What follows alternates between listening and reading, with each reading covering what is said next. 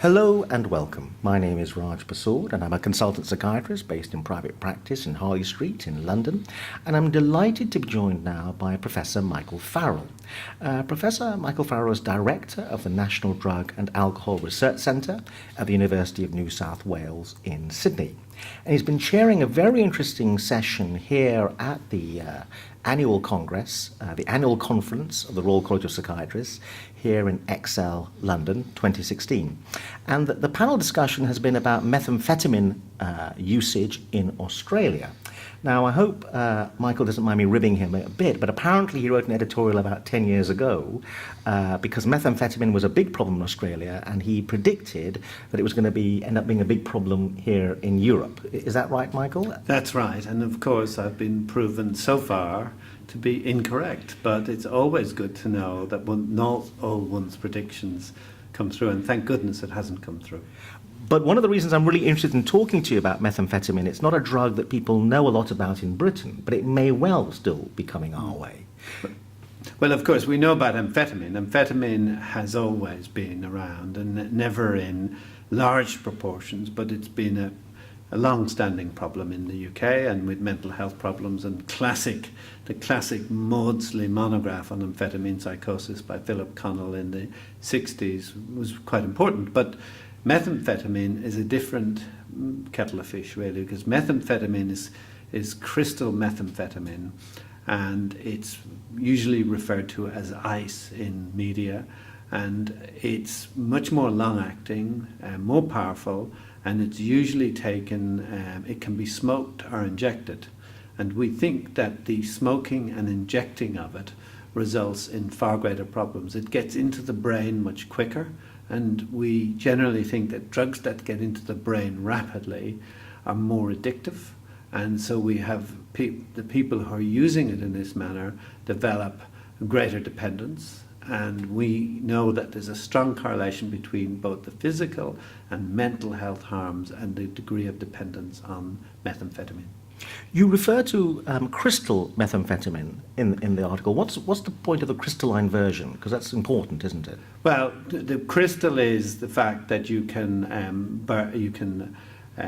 heat it and inhale it, and so that's what the crystal is about. But it's basically, as far as we understand, it's produced in very industrial level quantities in the Asia-Pacific region. We think primarily in China, but probably in some other countries too, and is used. It's a major problem in places, somewhere in the Middle East and Iran, but particularly in Thailand, in Malaysia, in China, and in Vietnam, and in Australia. So it's very specifically, at the moment, a Asia-Pacific problem, but it has also been, and most people will know of the program Breaking Bad, and it's been a very popular program which has presented a lot about the mechanics of the industry and the whole sort of difficult nature of it. So that's also in the States. But curiously enough, the only place in Europe that's had a problem is in the Czech Republic and around that, because there's a drug called Pervitin,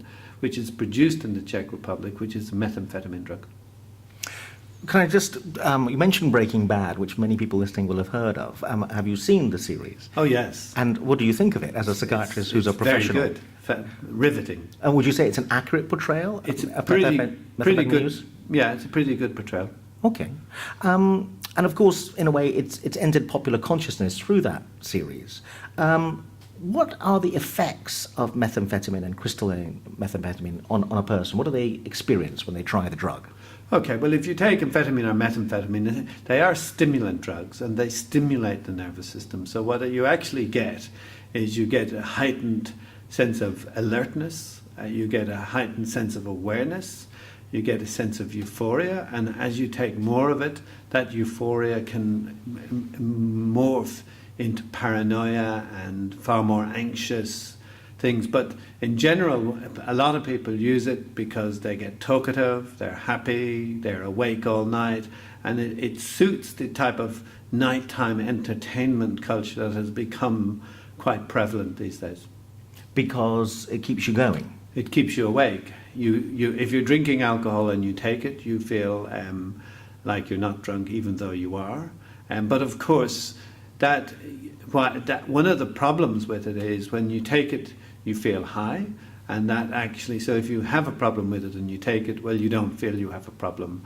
But as with all highs, there's a crash and a low to come afterwards. So after, in the sort of usual form of fairly compulsive use, people will use for 2 or 3 days without sleeping, and they'll be just going and going and going. And of course, you can't really go more than 2 or 3 days without sleeping. So what then happens is they crash and they'll sleep for 2 or 3 days, and then they'll wake up and they'll take a bit of time to come around, and then they'll have another run. And what people will say is, well, I'm not addicted to it because I only use it 3 days a week. Well, you're spending 3 days using, 3 days recovering, and you're on that cycle, and it's pretty nasty. What about doctors who are non-specialists or relatives or friends? What would they observe of someone who may be abusing this drug? Well, the families, for instance, you wouldn't be very long in figuring out that somebody in the family was using a lot of stimulants, because they start, one, they're not sleeping, two, when they are sleeping, they're sleeping for days on end, and they're irritable, they're moody. The whole atmosphere in the home will have changed quite profoundly. So the first thing doctors need to do is listen to other family members. But the other thing is, it is quite important that we think, from the point of view of GPs, the GP simply inquire about these things, pick up, because actually what's quite important is that we get the message across to people how harmful these drugs are. And actually it's possible that early on advice to people to desist from these behaviours, early interventions may be far more effective than waiting until people have developed major problems that are then pretty hard to move. Are there any physical signs, anything to do with the eyes or anywhere else in the body that you would look for signs? If somebody has taken amphetamines or methamphetamine and they're in the acute phase of it, their sort of pupils are about the size of saucers, so it's pretty striking, and they look like they've just watched the worst Hitchcock movie going. And why is it bad for you? Why are doctors not keen that people take this drug? Well, the reason we think it's bad, and we need to be, there is some controversy about how bad it is. There is clearly going to be some people who say, so the question is, of the people who smoke or inject methamphetamine, let's stick with the smoking, because it's quite easy for people. You're encouraged to smoke something in a social situation. It doesn't look that harmful, and you just do it. So the question is, of those people who smoke, how many of them will go on to become dependent? Now, we're not exactly clear, but we do think that there's a high conversion, there's a high capture rate from use to dependence. So that's one of the first big problems, that the addiction liability of it is substantial. And then, once you're addicted, the disruption of your family life, your working life, your social existence, it can be profoundly disruptive. And on top of that, you've got the mental health problems, depression, anxiety, suicide risk, and on top of that, you've got the probably about 1 in 10 of people who are dependent on methamphetamine, we think, may go on to develop a fairly serious psychotic reaction. And that psychotic illness, where people, let's say, may hear voices or experience delusions, bizarre beliefs, do they recover if they stop taking the drug, or they need actually further psychiatric help in the form of antipsychotic medication? Well, that's the $1,000,000 question. One of the things is, well, if you have, it's a bit like cannabis and first episode psychosis. If you are admitted with a first episode psychosis and you've been using cannabis, for instance, and you stop using, you have a fair chance that might remit. But we don't know really if it's the same issue around methamphetamine, is if you go in and you stop because of the thing, will you remit? But what we do see is we see people who are dependent on methamphetamine who continue to use and develop a chronic psychosis. Now, whether that's schizophrenia and whether it's drug-induced or whether it's a schizophrenia that they're biologically liable to, we can't disentangle. So I'm probably going to get into a bit of trouble with you now, but I hazard a guess as a non-specialist general adult psychiatrist that with my patients, I think certain personality types are drawn to different drugs. I would say the kind of person that's drawn to taking heroin is a bit different to the kind of person that might be drawn to hallucinogenic drugs like LSD. Is there a particular personality type that's drawn to this particular drug, methamphetamine? I don't really believe there's a personality type drawn to any type of drug. I think that's your colourful imagination. No, but I mean, a lot of people believe that. They also believe that there's an addiction liability. What is very clear is that people who've had a chronic adversity in childhood, both either emotional or physical or sexual, are probably more liable to get into trouble with a range of substances. But if you're exposed to certain drugs and you take them enough, you can become addicted to them, I think, is the way we think about it. So whether risk-taking is an aspect, in adolescence we would say that higher risk-takers are probably more likely to engage. It's not probably, we've pretty good evidence that they're more liable to engage with drug-taking. What about policies that health services or doctors or society should adopt towards this problem? What are your thoughts about that? Okay, well, there's a number of key things. One is that we think it should be viewed within the arena of health responses and public health responses and not simply criminal justice responses. So actually locking everybody up in prison is not the answer to these things. And the argument in the debate in Australia has been you cannot arrest your way out of these problems. And there is a question, it's quite complicated around methamphetamine because we think it's a particularly harmful drug.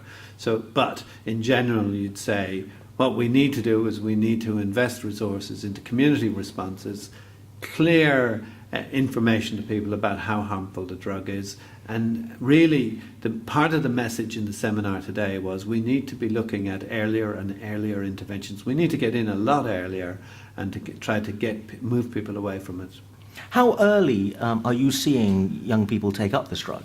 When we've looked at the last 10 years of psychosis in New South Wales, we can track all first episodes across with the databases, and we see the takeoff is about 16, and there's a huge surge between 16 and 20 of first episode psychosis, and then it slowly dips off. But psychosis goes across the whole lifespan, but the huge surge is between 16 and about 22. And how are these 16-year-olds making contact with this drug?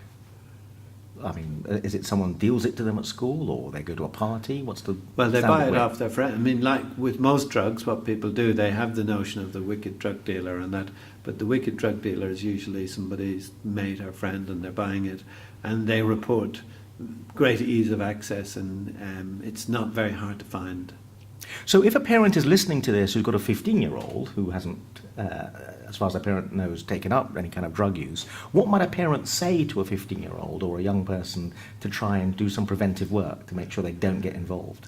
Well, I mean, many of us have had teenage children, and we try and figure out what to say to them, and you can urge caution, you can, one of the things is how restrictive you want to be, but I think both parents and society, we need to be clear about differential harms. So, for instance, we might discourage people from taking cannabis, but if we equate everything as being equally harmful, we've failed to get the message across about, look, cannabis, you may get a psychotic illness or it may be harmful, but methamphetamine in the scale of things like heroin is probably significantly more harmful. So the question is, how do you get that message across? Well, the way we think you get it across is you cover all substances, you include tobacco, alcohol, and a range of substances. And most of all, you engage with your child in proper open discussion, and you make them aware of the health risks.